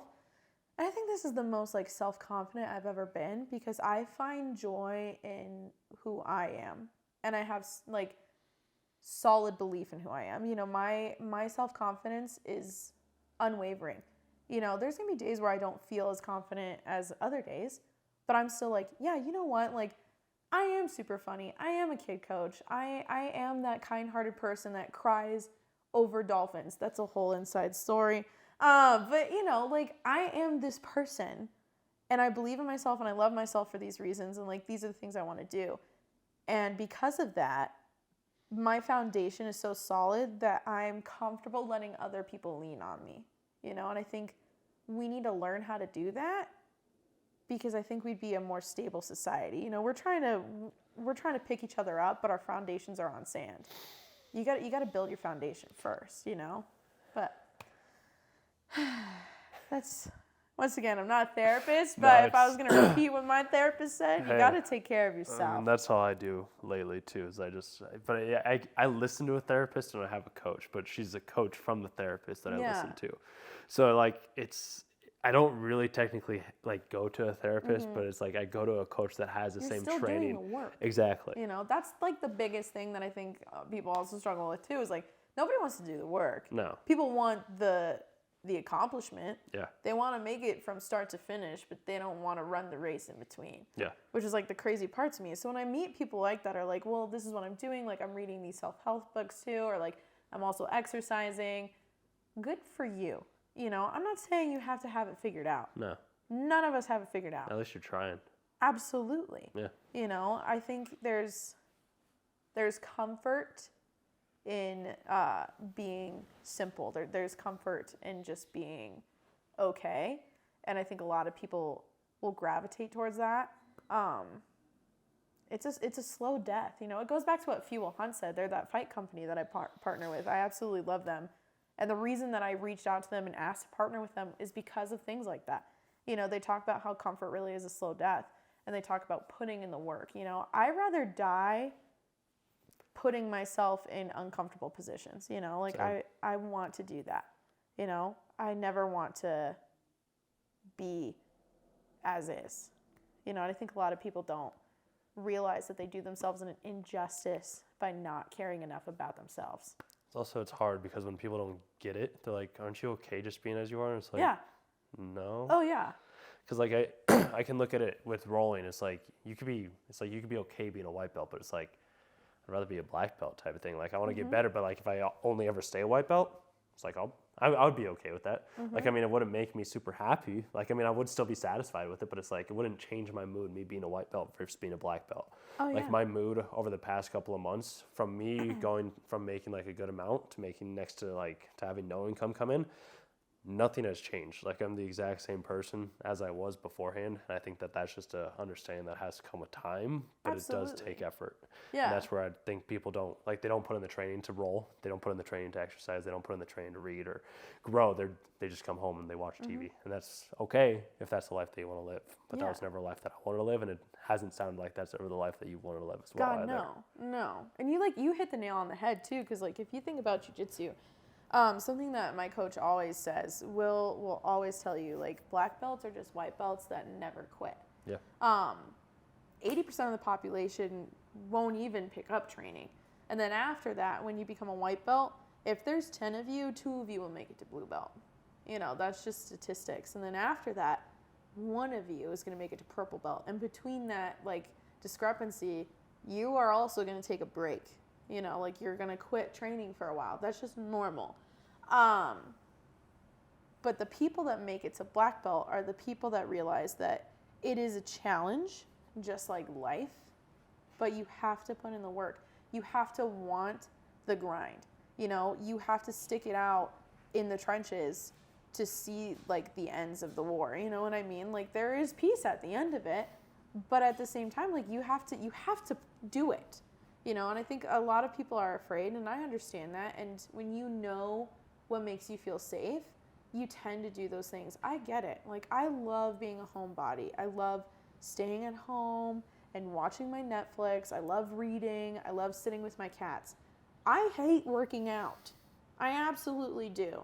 But I know if I stop doing it, I'm going to stop caring about myself, and I'm just going to be more depressed, and then I'm not going to get back to the gym. You know, so I know that I have to get up every night at 6:30 and leave for the gym. I have to go train. And if I'm not training, I'm going to the actual gym and I'm working out. You know, it's those things that help benefit me. I'm doing the self-help, but, you know, like, you could pertain, like, well, you could say that life is kind of like that whole white belt statement. Like, you have to just continue. You know, growth is still growth no matter how slow. All that matters is you don't stop growing. But It's true. As long as you don't quit. yeah. That's the biggest thing. Because, yeah, like, I can keep going down this route if you want to, or we can call it. It's up to you. I mean, I'm good. I mean, I'm eventually going to need to That's go to why, jiu-jitsu, like, but we can chill it. no, we're good. I mean, is there anything else you want to talk about? You have any other questions, concerns? Questions or concerns? Like, I mean, around you, I'm an open book, my friend. We've talked about so much. This podcast is probably the most insane. Like, I've watched a few, and I feel like this is probably the most chaotic one you're gonna get, because in the same, like, hour and a half, we've talked about kids, mental health, selling your feet on Feet Finder, so many things. Yeah. So many. That's like, this is what I enjoy, because I like taking the routes and the conversations and the paths that it seems like, okay, this sounds interesting. Like, let's go see where this is at. Yeah. Because, like, we all leave, like, little bits and pieces, and it's just like, I want to pick this up, and let's pick this Absolutely. up type of thing. And that's natural conversation. You Exactly. know, like, I love podcasts that are specific, but I also like listening to the ones where it's genuine conversation. You know, you're getting to know each other based on what you're talking about, you know, and it will be 1,000 things. And I think it makes us vulnerable for the things that we maybe don't feel comfortable talking about with other people, you know, but then, like, putting it on the internet for strangers, and like, yeah, go ahead. I'm going to talk about my feet, or, like, wanting to squish a cupcake for money, or, like, selling my rash guard. Exactly. But also bring your kids to my kids. It's just like her links down below, like $3,000, $5,000 for the rash cards.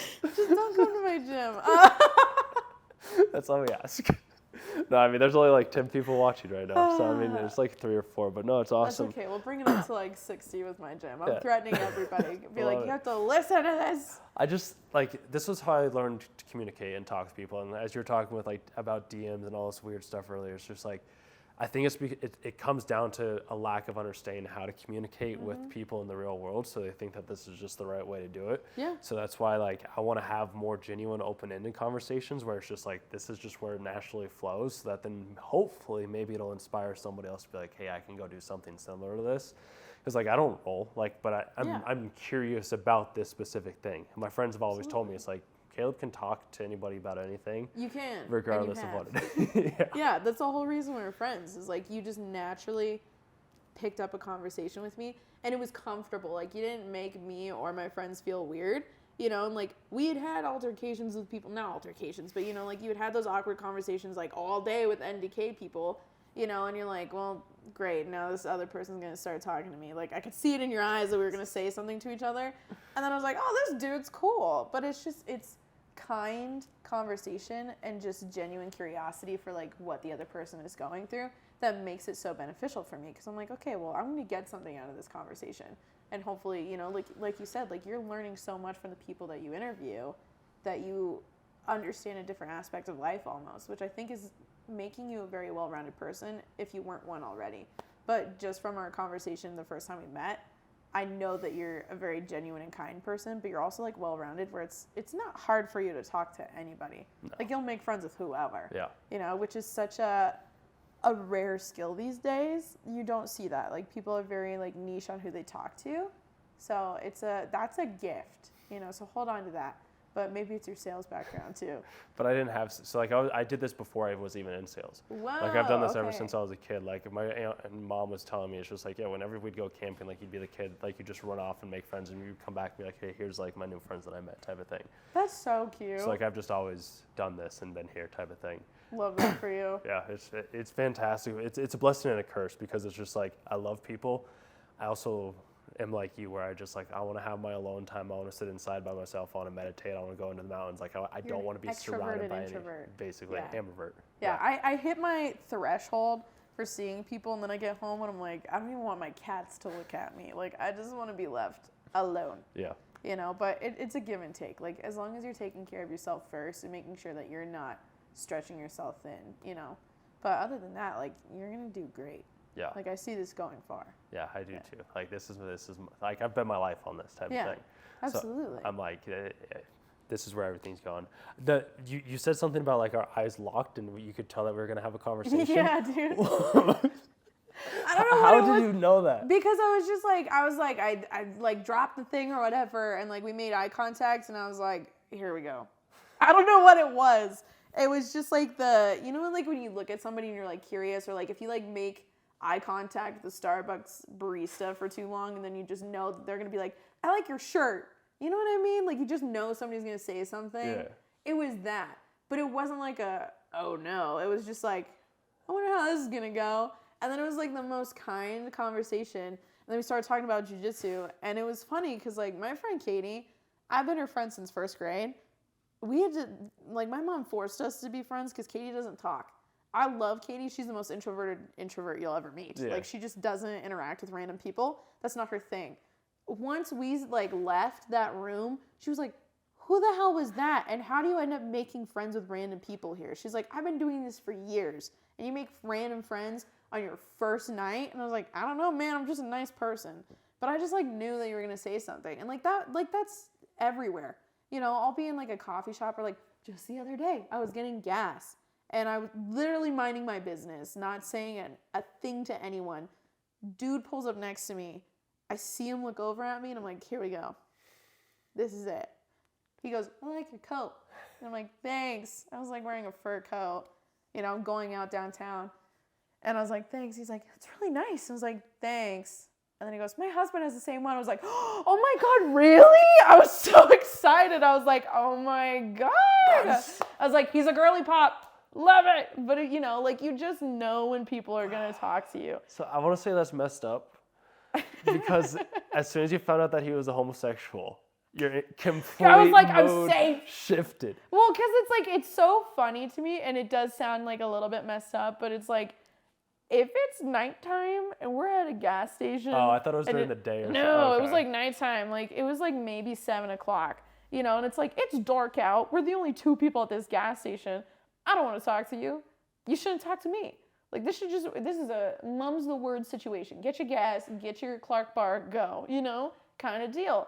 But as soon as he was like, my husband has the same one, I was like, I'm safe. I'm like, he's not going to hurt me, which could be a lie. Any bad person's a bad person, you know, but it's just like, cool. He's actually complimenting my coat. He's not trying to take me home randomly at a gas station. But that would happen? You know, and absolutely not. I don't think I could confidently like tell someone like, yeah, I met my boyfriend at a gas station when he complimented my jacket, and now I realized that I think I might be kidnapped. You know, it's just. Well, I don't know why or The Office just came to mind when you said that, because I was thinking of Jim and Pam, and he proposed to her at the gas station type of thing. But it's just there, like, and he knew each other. Yeah, that is true. But it is kind of like that. You know, you're just like, you're the only 2 people at this gas station. Yeah.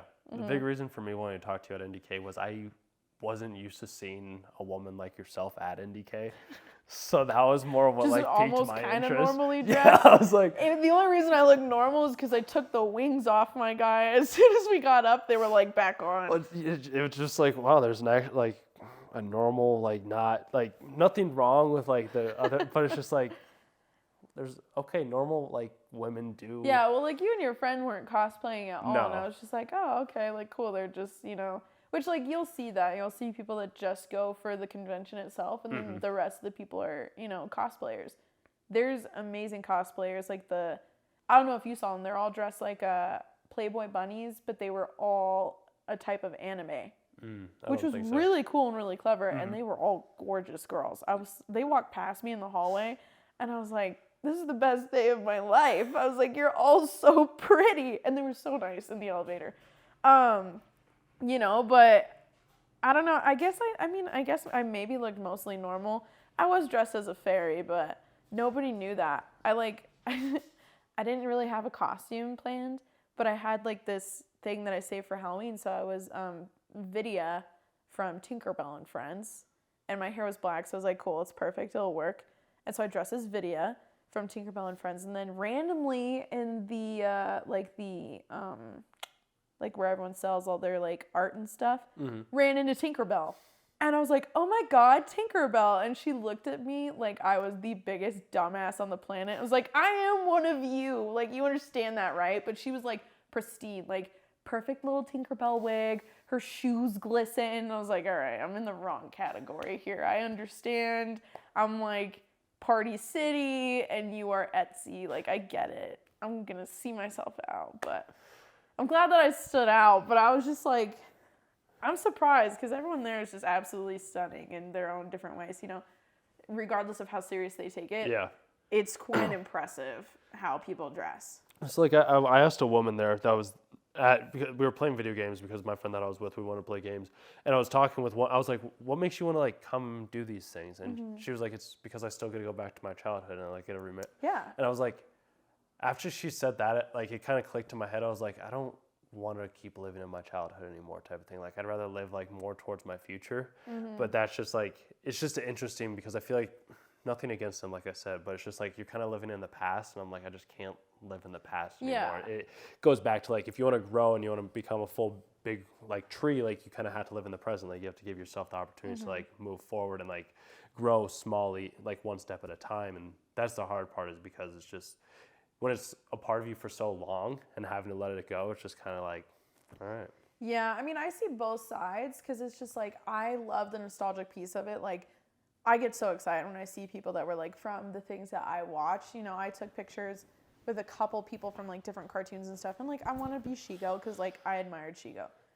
I don't think I want to do it because I live in the past. But I do think NDK for a lot of people is that safe space to be what they want with no judgment at all. And like, it is a really safe space. Like my first day there, like I got there like around 6 and everyone else had been there since like 3 or 4. And Katie and I are coming down in the elevator so I can go get my stuff because I just parked and went up. And we're in the elevator and these dudes literally have like a box. And I mean, like they're the dorky NDK nerdy guys, you know, but they're all so precious and so sweet, holding a box of alcohol. And we get in, they're like, you want to do a shot with this? I was like, well, yeah, but you got to pour it. I was like, I don't have a shot glass. And then they look at each other and I was like, so I guess you have to pour it in my mouth. And the eyes just lit up. And he like cracked it open and he's like, you heard it, right? Like I didn't. And I was like, yeah, I heard it crack, man. I'm like, thank you for making sure you don't molly me or something. But it was appreciative being like, okay, cool. Like this, like these guys like get it. Like make sure she knows that I'm not doing anything weird. And it was the funniest thing. I was like on the way down, I think I took like 3 shots and it was like hysterical because I got out. I'm like, oh, I'm going to feel warm after this. Oh yeah, there, bud. And then on the way out, I saw a girl dressed up as Mothra and a guy dressed up as Godzilla. And I complimented them. I was like, oh my God, you guys are amazing. Because nobody was really dressed yet. You know, it's the first day. And she goes, thanks. Do you want a trinket? And I'm like, what's a trinket? Hands me a little glow-in-the-dark duck. It sits on my desk at work. It is my favorite little cute little glow-in-the-dark duck. And I'm just like, these people are amazing. It's definitely like different. And sometimes just a little bit ridiculous, you know? And like, I see your point of like not wanting to like live in the past. But definitely treating it like a safe space. I can see why people like it. Being like, well, I get to like enjoy the things that used to make me feel good as a kid. And I get to enjoy them as an adult without judgment. Because I think a lot of us, you know, like I was gifted at my job. I'm blue collar. Yeah. One of my guys gifted me a Squishmallow.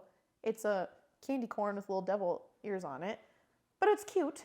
You know, devil horns. It's cute. It's adorable. And he gave it to me. So I was like, cool, I'll put it on my little wall. I can't tell you how many times people make fun of me for having a kid's toy. But I'm like, it's not dumb. It's not like I'm walking around here in a goddamn onesie. Yeah. But people are really judgmental, you know? Like, we can do that ourselves. Where it's like, I feel the same way with NDK a lot. Where I'm just like, this is a lot. But in the same aspect, I'm like, I'm glad that there's a place for these people to come together. And, like, I can enjoy it for what it is for me. And you can enjoy it for what it is for you. Exactly. You know? Yeah, but to each their own. It's also one of the things, though, too, like, people are making fun of you, but it's also you get to decide on how you react to what they said to you. It's like, the first year when I went to NDK, I felt so out of place. Like, the second day I went with my buddy, I had to go buy a T-shirt that just had some sort of anime on it. So, like, I felt like I gotta look like just one a little bit. Like, just a little bit. Second year, I was like, all right, let's try this, because, like, I've done an anime channel for, like, 3 years now, type of thing. And the second year, I was like, all right, let's just have a little bit more fun. And I was like, okay, cool. Third year, I was like, all right, let's full force, like, go into it, like, try everything and see if this is what I want to do. And I did that, and I was just like, I like going to like a business convention and listening to somebody speak on stage about like personal growth, business, money, success, whatever Yeah, it is. that's your thing. Where I find more joy and fulfillment. Yeah. But like, and that's why I think it's good. Like everybody has their own individual niches and communities, like jujitsu, gym, bike, and bringing them all together is kind of what I like to do, is bring every aspect of that into one group and be like, hey, we're all humans, but we all like our own individual things. It doesn't make us different. It just makes us unique in our own special ways. It doesn't make somebody less or more than you. It just makes them interested in something else that like you aren't interested in. And like you can still be friends with that person. Absolutely. Like Katie and I are very different. Like I said, like Katie's got the whole cosplay closet. You know, she's very involved. She's one of those people where she's like, well, actually, that's not what happened in that anime. It was actually like this. I'll never be that. I just got into anime like last year, you know, but at the same time, like her and I relate on so many things just because we are friends, that where we have very opposite differences, we'll still get along and like respect each other for it, you know. So I think you know what you're talking about with that, you know, like you just gotta embrace people for who they are. Yeah. Which is sometimes a lot and sometimes not enough, but you'll Just meet also, them in the middle. Yeah, it's also just realizing that like if somebody's making fun of you and you're getting offended by it, just from my own personal experience, it's probably because that's something that you don't like about yourself. And it's just like, if I don't like that about myself, then like, let me look at this so that then I can figure it out. And then once I figure it out, then I don't have to worry about it anymore. Oh, yeah. But like, that's where like, whenever somebody, and I can tell when somebody's getting upset at something, I'm like, okay, that's something that they don't like about themselves type of thing. And I just look at those things and I switch it. And it's helped me in more ways than I ever could have imagined possible. It's just, it takes time because I didn't do that at first. Like I was always the kid that was complaining, that was always frustrated over whatever it may be. And I was like, I didn't like that. It was draining. It was very, it sucked. And I was like, let's change. Let's go down a different route, a different path. Let's try a different move, a different arm bar, different position type of thing to see what will help me get to that submission so that then I can take that one out. Yeah, basically. Like, yeah, you saw that you needed to change, you know. It's all about growth. Yeah. Life, you know, education, jiu-jitsu, biking, golfing, making your podcast well known. You know, it's all taking those steps to improve. Yeah. You know? That's why, like, I used to be under the impression that it's like all the information's out there. Like every book, every information, how to make money, how to become successful at anything, it's out there. And I'm like, why doesn't anybody do this? But then I was asking myself that too. I was like, well, why haven't I done it? It's like, because I didn't really want it. And it's just like, but once I finally switched that switch to be like, okay, this is what I do want. Like, I don't want to be doing the thing that I was doing for the rest of my life. That's when everything starts to change. But it's like, I feel like we have to internally make the decision that we want to do something. Otherwise it won't happen. And I've come to realize that it has to be out of love, even if it doesn't seem like it is at the time. But it's like, that's why I think certain people stay in like abusive relationships or stay in places that they shouldn't be, because they do love that person. But it's like, I think it comes down to loving ourselves more and being able to realize that like we are more important than anybody else out there. But like everybody else still does exist, but we got to take care of ourselves first before anybody else. Value yourself. Yeah, absolutely. It's like the metaphor, you know, like, well, it's not even a metaphor, it's like a real thing, but like my coach talks about this too, where when you are in an airplane and it starts to go down and they release those masks, right? And the instructions are mask yourself before putting a mask on another person and helping somebody. I totally understand being that kind of person where it's like, okay, well, I got to make sure like my friend and this friend and like my cousin or whatever, and like got to make sure everybody's taken care of, and especially with like my kids class, you know, and my jiu-jitsu team. I'm always reaching out to other people. And I realize that like nobody's going to love the way that I do. And instead of saying that nobody's going to love the way I do, I've now corrected myself to say nobody's going to love me the way that I will love me. You know, and it's that huge part of self-care. It's putting my mask on before I take care of anyone else, you know, because like I'm not going to come over and do this podcast when I'm in such a disassociative state that I can't have a conversation that actually connects. You know, I'm not going to come over and be like, yeah, I do jiu-jitsu. Yeah, I teach a kids class. Like, no, let me tell you why. Like, let me tell you how much I love it. Those are things that matter, you know? And it's the same thing. Like, if I'm having a really bad day, I won't go teach kids class, you know? And it's not because I don't want to see them, but it's because I want to be my best self for those kids. But to be my best self, I have to take care of me, you know? So it's a mental health check of being like, all right, instead of going to jiu-jitsu, I'm going to go to the gym, and then I'm going to read my book, and I'm going to go to bed, and then I'm going to be better for tomorrow. stuff like that. Just like you know, like we had the random mistake of the audio not recording, you know, and it's like, okay, well, you know, thank God it didn't because it didn't work out anyway. But now I've learned to make sure that X, Y, and Z is good to go before I start. Yep. You know, it's making that progress that matters. Yeah, I think it's just all about getting started. Because like even with the videos that I'm doing right now and like my main channel where it's just me doing vlogs type of thing, Yeah. like I have messed up countless times, but it's just like I'm learning. Yeah. Like that's what I did when I first started making sales calls as well too. Like in this first like 100,000 calls that I made, I messed up so many times. But every single time afterwards, I'll like replay the conversation in my head, or I go back and listen to the call, or I'd rewatch it or whatever it may be, and I'd be like, okay, let's change the phrasing here, or pause here, or like ask this question, see what this person, like figure out different ways, and like I'd replay those scenarios in my head to then make it so that then it would happen better the next time that similar situation arose. Like it's not going to happen in the exact same way, but it will happen a lot better. And I feel like the same principles can be applied to like jujitsu. Like I don't know if you've ever like mentally rolled in your head type of thing, like okay, like let me roll this way and figure out how I'd overcome this thing, and then you see a performance increase afterwards. Because if not, I'd highly recommend it for like just a month or so and just see like how many more guys you start to murk at that point in time, because it'll be like, what happened to Emma? Like she just came out of the blue type of thing. I started actually like filming myself and taking notes. So like when I go home, 9 times out of 10, I will sit in the parking lot and like type out what I did and like what didn't work and what did work. Or I will film myself during open rolls and then I'll see where I messed up. And so like with me, I like to take what I learned during the lesson and during instruction and try and use it in my rolls. So that way I remember it in like live action sense. And then I'll go back and watch the videos and I will trim it down to where I got stuff wrong.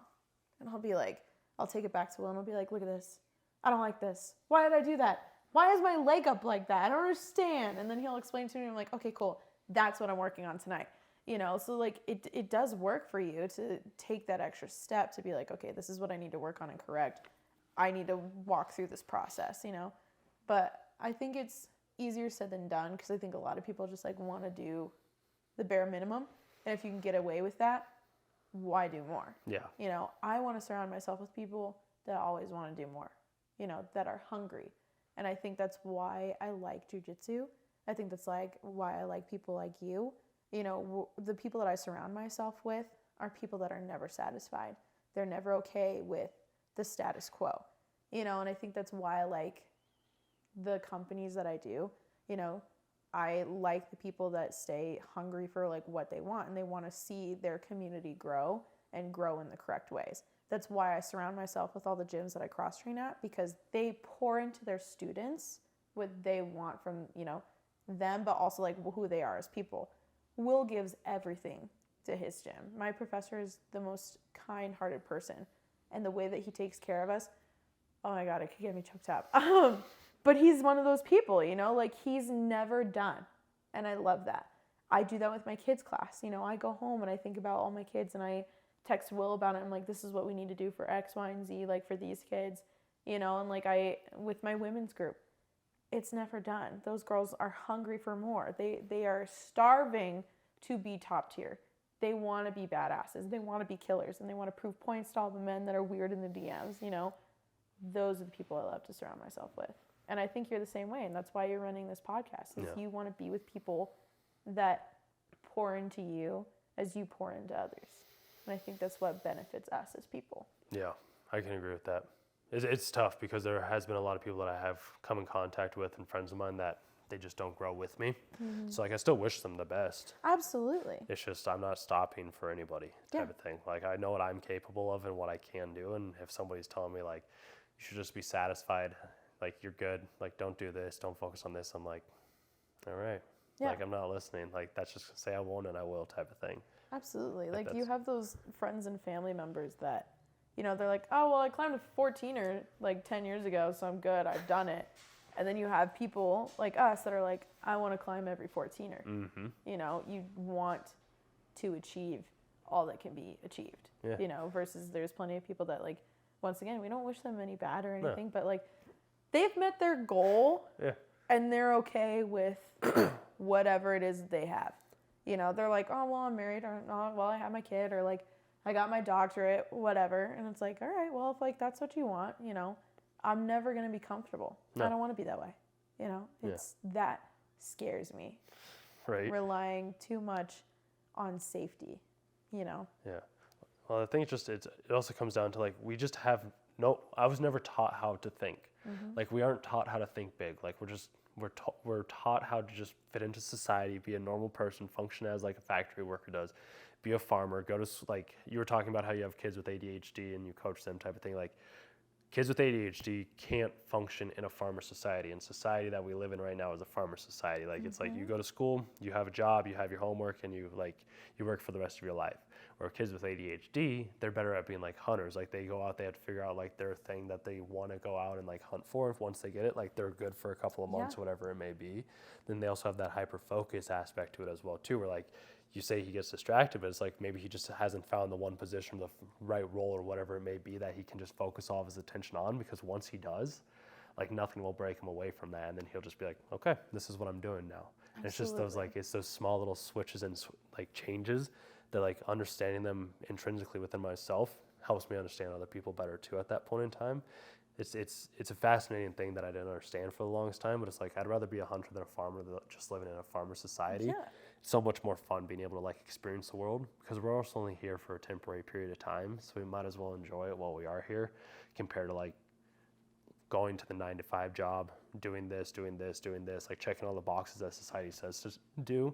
We're just like, why not live in the way that we want to? Why not make money off of selling feet pics or something like that? Like, why not do something crazy and absurd? Absolutely. I just like that mentality and that objective a lot more than sitting down, because you can always go back and get a corporate job. Like everybody can go back and get a job, but it's like you can also always chase your dreams and aspire to be anything that you want anytime in life. It's just might as well do it whenever you want to, and you have to be the one that makes that decision. Absolutely. Because there's a saying, like, you are exactly where you are because you choose to be there. So if you want to be somewhere else, you just have to choose to be somewhere else, type of thing. It may take some time, but like, and the work, but if you want to be there, you'll get there. Yeah, you have to risk it. You know? Exactly. Yeah. Yeah. Oh my God, we think so much alike. I love it. Emma, fantastic. Thank you so much. Yeah. This was so cool. Oh, wow.